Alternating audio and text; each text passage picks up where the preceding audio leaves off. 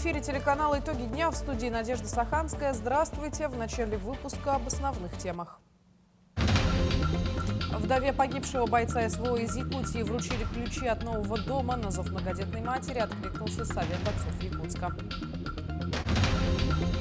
Вопросы по составлению родословной и реставрации документов якутяне могут задать архивистам республики. В Якутске проходит архивная неделя.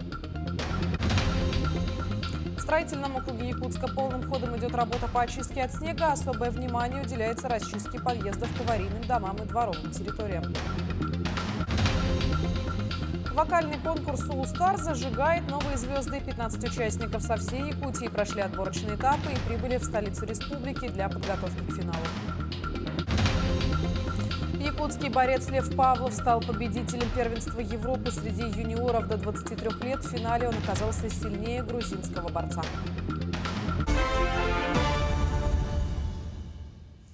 Путин поручил присвоить статус ветеранов боевых действий всем участникам СВО. Ответственным за исполнение поручения назначен российский премьер Михаил Мишустин. Срок исполнения – 30 марта. Напомню, что ранее по итогам встречи с сотрудниками и подопечными Государственного фонда поддержки участников спецвоенной операции «Защитники Отечества» Владимир Путин пообещал новые льготы для участников СВО.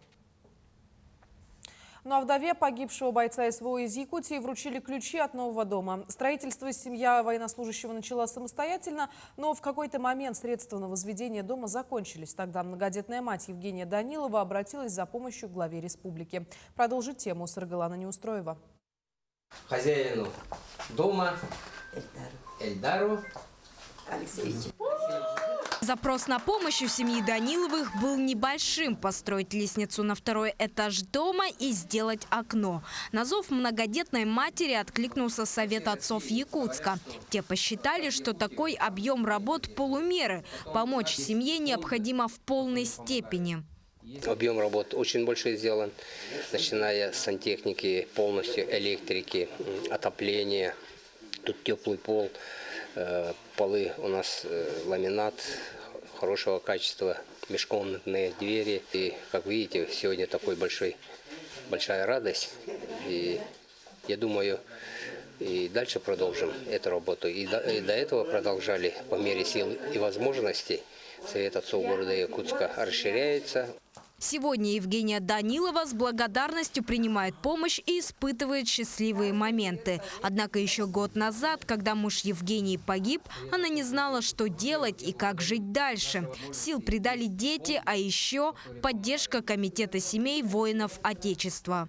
Наша главная задача, чтобы каждая семья нашего региона и вообще нашей большой страны не оказалась одна с проблемами, которые ежедневно возникают, и наши семьи сталкиваются. Когда наши мужчины в тылу подставляют верное свое твердое плечо и решают даже вот такие вот вроде бы бытовые проблемы, это очень много значит для той семьи. Теперь членом комитета стала и сама Евгения Данилова. Женщина помогает таким же вдовам, семьям военнослужащих, как и она. Чаще с советами, признается Евгения, но не прочь принимать участие и в других мероприятиях. Но хотим госпиталям вот это посылка отправлять, вот это, благотворительно, то, что хотим, всякое, то, что есть, должно помогать. К решению проблемы семьи Даниловых были привлечены многие. От комитета до администрации города, от простых работяг до предпринимателей, от местных общественников до диаспор. Это еще раз доказало то, как неравнодушие якутян помогает человеку преодолеть горе, трансформировать личную трагедию в энергию взаимопомощи. Саргалана Неустроева, Георгий Хлопков, Якутск. Правительство поддержало увеличение штрафов за перевозку детей без кресел. Авторы инициативы предложили поднять сумму штрафа для водителей с 3 до 5 тысяч рублей, для должностных лиц с 25 до 50 тысяч рублей, для юридических лиц со 100 до 200 тысяч рублей. Согласно действующим правилам, детей до 7 лет необходимо перевозить только в автолюльке или детском кресле, соответствующем комплекции ребенка. Детей в возрасте 7 до 11 лет можно перевозить без детского кресла, но только на заднем сидении с использованием ремня безопасности. На переднем, в детском кресле или бустере пассажиров до 12 лет запрещено перевозить на заднем сидении мотоцикла. Теперь родители могут отслеживать, чем питаются их дети. Отследить питание ребенка можно через приложение, которое обещает создать здоровое сбалансированное питание. Также через программу можно увидеть полное меню, которое предлагает буфет. Школа номер 39 уже может похвастаться инновацией, в которой дети пользуются безналичной оплатой питания. Данное приложение удобно тем, что родители могут зайти и полностью контролировать рацион питания детей. Плюс они смотрят меню, рацион питания, а также наполняют в личном кабинете на буфетную продукцию средства. Да, то есть ребенок полностью отслеживается через личную карту. Каждый год правительство России утверждает перечень жизненно необходимых и важнейших лекарств для медицинского применения. Препараты из этого списка льготные категории граждан могут получить бесплатно или приобрести со скидкой. Каждый год правительство России утверждает перечень жизненно необходимых и важнейших лекарственных препаратов для медицинского применения. Препараты из этого списка льготные категории граждан могут получить бесплатно или приобрести со скидкой. Лекарства на безвозмездной основе предоставляются гражданам, болеющим диабетом, лучевой болезнью, туберкулезом, бронхиальной астмой, глаукомой, катарактой, СПИД и ВИЧ. Полный же список, утвержденный правительством РФ, включает больше 30 заболеваний. Льготные медикаменты включены в пакет социальных услуг. На них имеют право семьи с ребенком до 3 лет, участники Великой Отечественной войны, ветераны боевых действий, герои СССР, России, а также граждане с инвалидностью. Перечень льготных лекарств выполняют ежегодно. В середине января текущего года в него добавили 18 новых препаратов для лечения онкологических, хронических, аутоиммунных, сердечно-сосудистых, инфекционных заболеваний. Получить скидку в размере 50% на покупку лекарств могут работающие инвалиды 2-й группы и официально безработные инвалиды 3-й группы, ликвидаторы Чернобыльской катастрофы, а также работники тыла. Получить лекарство бесплатно или со скидкой можно только по рецепту врача. Рецепт может выписать как терапевт, так и врач узкой специализации. Перед приемом врача обязательно оформите справку на получение набора соцуслуг на госуслугах. Обратите внимание, что максимальный срок рецепта составляет 180 дней. После назначения врача можно обратиться за льготными лекарствами в государственную аптеку. Если же нужного лекарства не оказалось в государственной аптеке, то препарат можно купить в обычной аптеке, а затем вернуть за него деньги. Для компенсации средств обратитесь с рецептом и чеком в Министерство здравоохранения или отделение социального фонда. В историческом парке «Россия. Моя история» состоялось торжественное открытие Дня архивов России. Это приурочено к году исторической памяти в учреждениях культуры Якутии. Ну а подробности расскажет Даяна Федорова.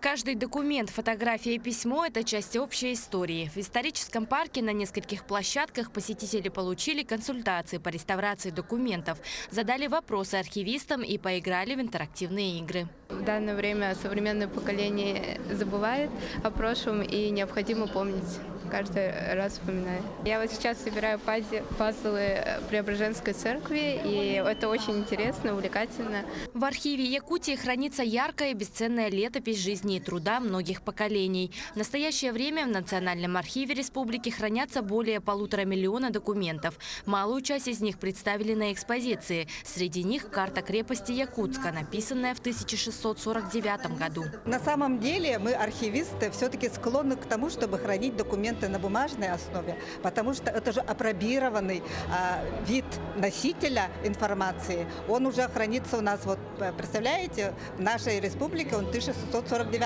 года и вполне в таком хорошем состоянии, потому что бумага была натуральная, чернила были натуральные, краски были натуральные. Многие представляют архивы как хранилище старых бумаг. На самом деле это современные центры, где документы оцифровывают, реставрируют и изучают. Наша съемочная группа не могла не попробовать себя в роли реставратора. Мы должны взять влажную бумажку и хорошенечко обработать края, для того, чтобы затем приклеить специальную японскую бумагу, реставрационную бумагу.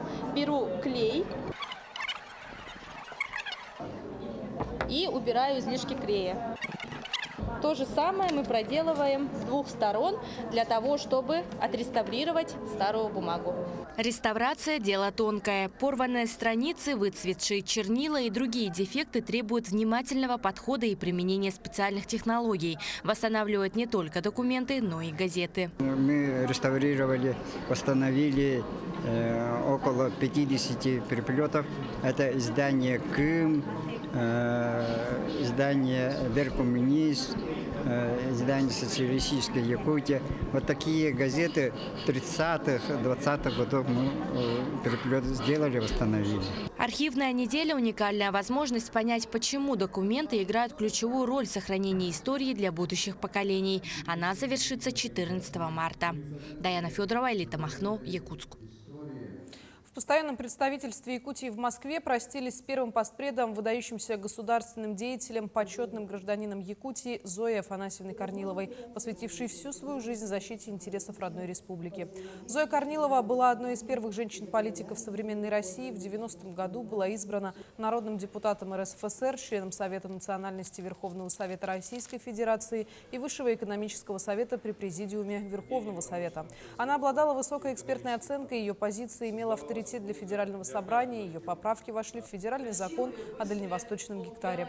В Якутске с Зоей Корниловой простятся 11 марта. Панихида состоится в Государственном театре оперы и балета имени Сивцева Суаруна Малона. Для меня она и даже говорить трудно.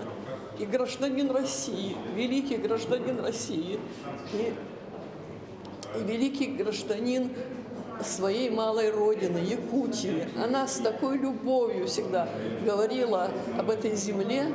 Она так ее любила, что можно только глубоко ее уважать и почитать, и помнить. Я буду помнить ее всю свою жизнь. И от всех наших депутатов, нашей фракции, и убежден не только от них, выразить слова соболезнования, сочувствия Якутии, в связи с тем, что она потеряла такую замечательную дочь и выдающего политического деятеля. Но мы сегодня видели здесь множество людей, которые, безусловно, продолжат ее дело. Она же была выдающимся человеком. Да? И сегодня было отмечено, что те труды, те работы, те выступления, которые были в том числе на Палате Государственной Думы, да, они лежат в архиве. Я представляю комитет по делам национальностей. Зоя Афанасьевна, она была одним из тех людей, кто отстаивал до последнего момента дела и интересы малочисленных народов, да, Сибири, Дальнего Востока.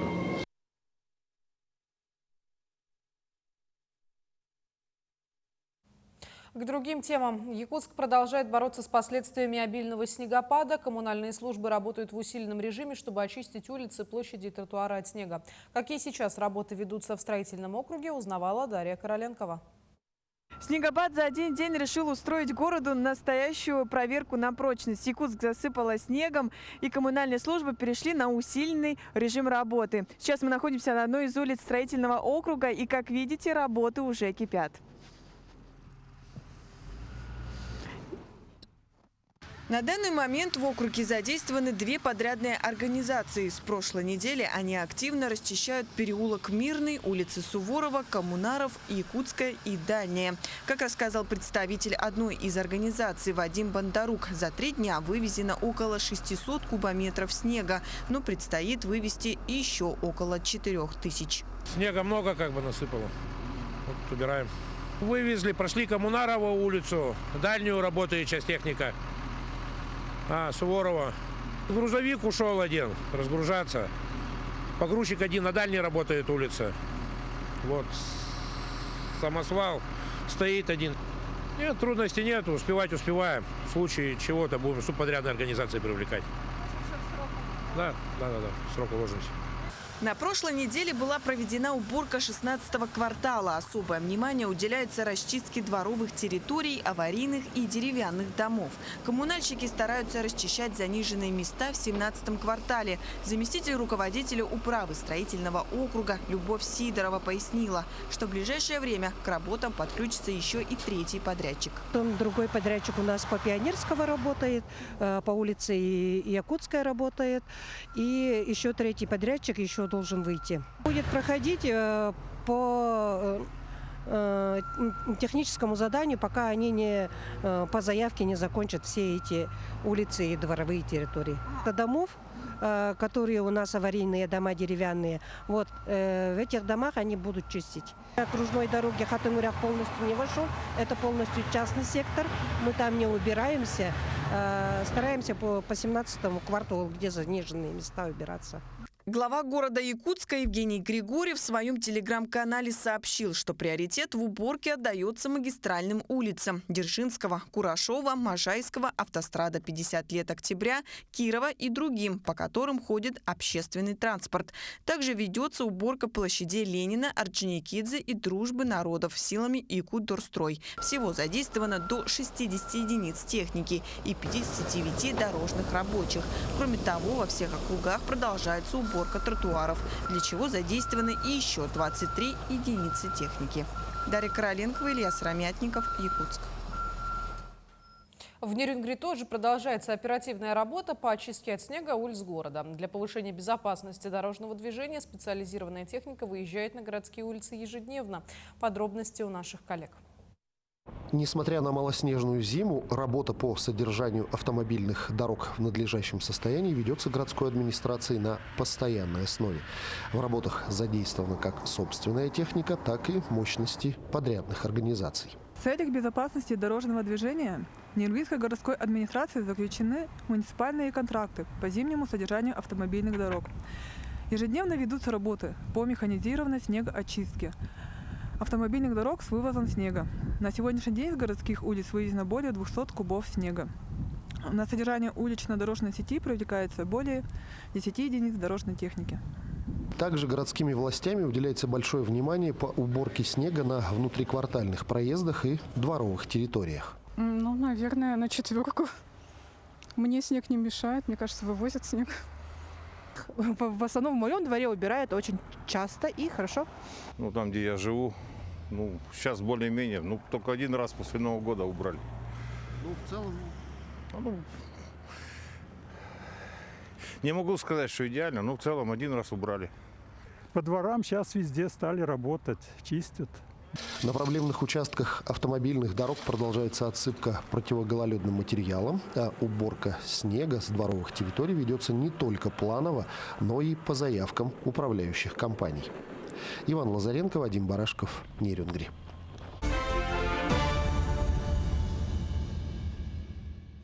Ну а далее смотрите подборку новостей от наших коллег из Ленского района. Ленский район продолжает готовиться к финалу конкурса «Мусустар», который пройдет с 17 по 22 марта в Якутске. 40 участников представят свои таланты в различных конкурсах и треках. Отборочные туры уже закончены. Состоялись конкурсы архитектурной и патриотической направленности. Ленчане писали эссе, проходили тестирование, квизы, принимали участие в деловых играх. В конкурсе цифровых художников лучшие выбраны. Среди них вокалисты, танцоры, предприниматели, спортсмены, представители различных профессий, с организаций и предприятий, также школьники и педагоги. Все они активная, целеустремленная и талантливая молодежь. И наш Ленский район будет участвовать в большей части конкурсов, заявленных на Мусустар. Мы участвуем в зачетных конкурсах и также незачетных активно принимаем участие. У нас есть такие конкурсы, как «Конка ГТО», это спортивное состязание, готов к труду и обороне. Есть вокальный конкурс, танцевальный. То есть мы все вместе активно всем районам готовимся к Мусустару. В выходные в Ленске состоялись соревнования по национальным настольным играм Хабылык и Хамыска. Проводятся они уже в 3-й раз. Участников становится с каждым разом больше. Очень много школьников. В нескольких учебных заведениях открылись кружки по освоению навыков игр. Надо сказать, что ребята показывают очень хорошие результаты. Самый лучший у Виктории Ивановой. Девушка очень умело отыграла обе партии. Я только недавно начала заниматься этой игрой, этими играми. Можно сказать, месяц занимаюсь этими играми. Мне очень нравится, это очень круто. Тренер, он же главный судья соревнований, остался доволен результатами участников. Национальные настольные игры становятся все более популярными среди ленчан. Они интересны и детям, и взрослым. Уровень растет потихонечку, чуть-чуть. Пока мы играем по облегченным вариантам. и есть дети хорошие. В следующем году ленчане планируют принять участие в республиканских соревнованиях по Хабылык и Хамуска. Целую неделю государственная ветлечебница Ленска проводила акцию по стерилизации домашних питомцев.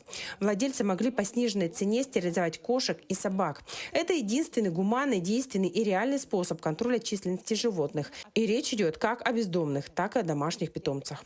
Евгения Березовская узнала о проводимой акции из соцсетей и сразу привезла в ветклинику свою собачку. Их у женщин 3, старшую прооперировали в прошлом году, среднюю привезли в день нашей съемки, а самую маленькую будут стерилизовать через месяц. О необходимости данной операции Евгения знает не понаслышке, ведь у нее уже был опыт устройства 9 щенков, которых успела принести одна из собак. Чтобы не было лишних нежелательных щенков, во-первых, и чтобы не бегали по улице, не кусали никого, потому что мы же не знаем, какие они будут, добрые или недобрые, и сколько их будет вообще. У нас и так 3 собаки, нам как бы не хочется лишнего. В день нашей съемки было проведено 5 операций. С утра 3 кошкам, с обеда 2 собакам. Также ветеринарные врачи принимали без очереди на кастрацию. Стерилизация, рассказывает ветеринарный врач Евгения Мыреева, не вредит здоровью домашнего питомца, скорее наоборот. Операция, наоборот, будет предотвращать в будущем раковые образования у животных, потому что когда гормоны у животных работают, соответственно, из-за этого женских каких-то очень часто бывает рак молочной железы у животных. В Ленской ЦРБ благодаря районной программе появился новый рентген-аппарат и современные кровати в неврологическом и терапевтическом отделении. Ежегодно мы получаем помощь по программе около 30 миллионов рублей. И благодарю главу и команду за поддержку. Также у нас в плане в этом году приобрести за счет муниципальной программы аппарат УЗИ экспертного класса и также приобретение компьютеров для первичного звена и для стационара. О работе нового рентген-аппарата, о функциональных кроватях, врачи-неврологи и еще ряде других тем мы расскажем в новостных сюжетах. Светлана Балеева, Виталий Андреев, Ленский. Вокальный конкурс «Сулустар» зажигает новые звезды. 15 участников со всей Якутии прошли отборочные этапы и прибыли в столицу республики для подготовки к финалу. Отмечу, что конкурс проходит в рамках молодежного фестиваля «Сулустар». С вокалистами пообщалась и моя коллега Эржена Гармаева.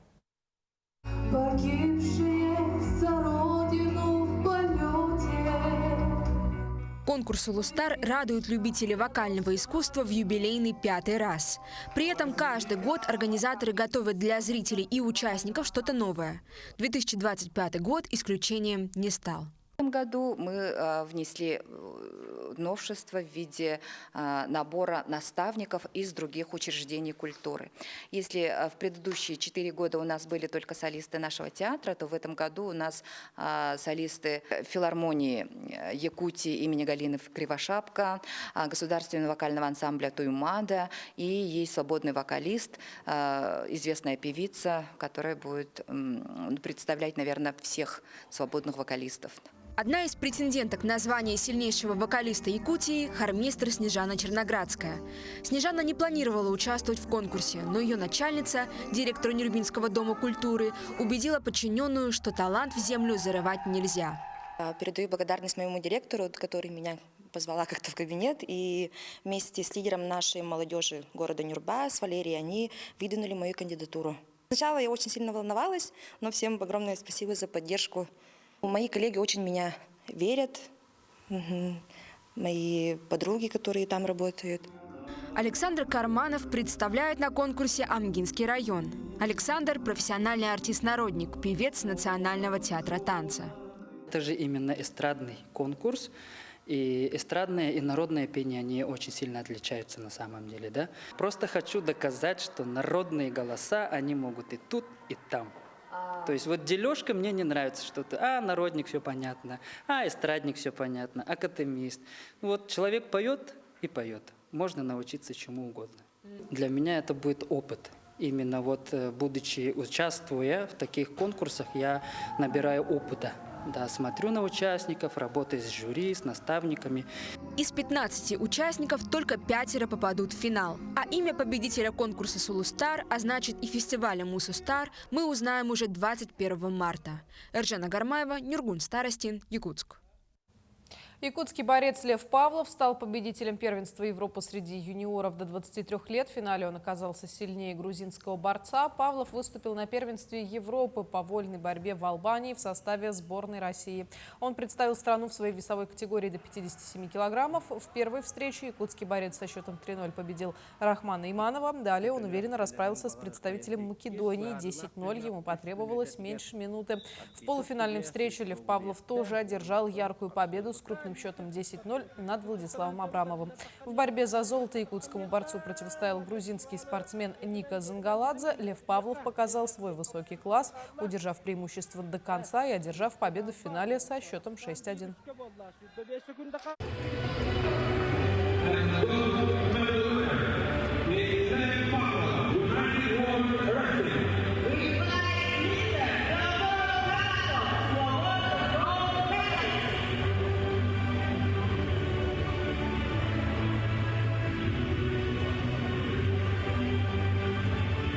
Это очень печальная новость была для нас, сборной. И, пользуясь моментом, я эту маленькую победу хочу посвящать ему, покойному нашему величайшему борцу Владиславу Хамидовичу Сайтину. К этому часу это вся информация. Таким увидели понедельник наши корреспонденты. До встречи в дальнейших эфирах.